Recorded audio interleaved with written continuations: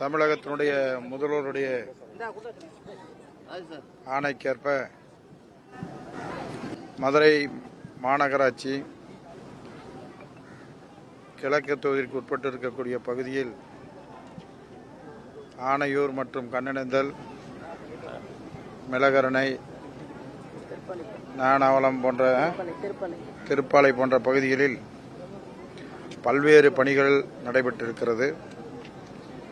அதில் பாதாள சாக்கடையும் குடிநீர் இணைப்பும் இன்னும் ஒரு சில தினங்களிலே மக்களுடைய பயன்பாட்டுக்கு வர இருக்கிறது.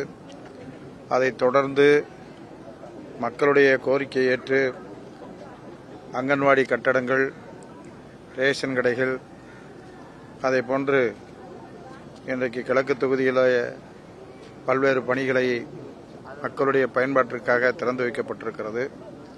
அதைப் போல இதைத் தொடர்ந்து மதுரை மேற்கு தொகுதியிலும் சாலைகள், அதே போல மற்றுமுள்ள சில பணிகளையும் இன்றைக்கு இங்கே திறந்து வைக்கிறோம், அங்கே துவக்க வைக்க இருக்கிறோம் என்பதனை தெரிவித்துக் கொண்டு இந்த நிகழ்விலே மதுரை மாநகராட்சியினுடைய ஆணையர் அவர்கள் சித்ரா ஏஎஸ் அவர்கள், மதுரை மாநகராட்சியினுடைய மேயர் திருமதி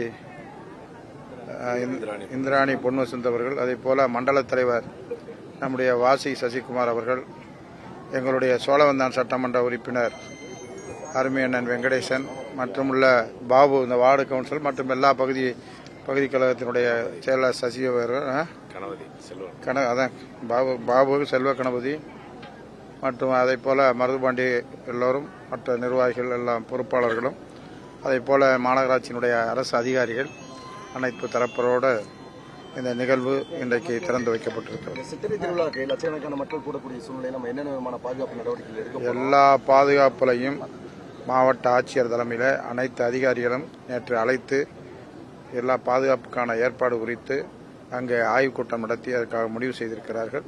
நிச்சயமாக வருடம் கொடுக்கக்கூடிய பாதுகாப்பு பணியை விட மக்களை இந்த முறை அதிகமான பாதுகாப்பு பணிகளை நிச்சயமாக அரசு செய்து தரும்.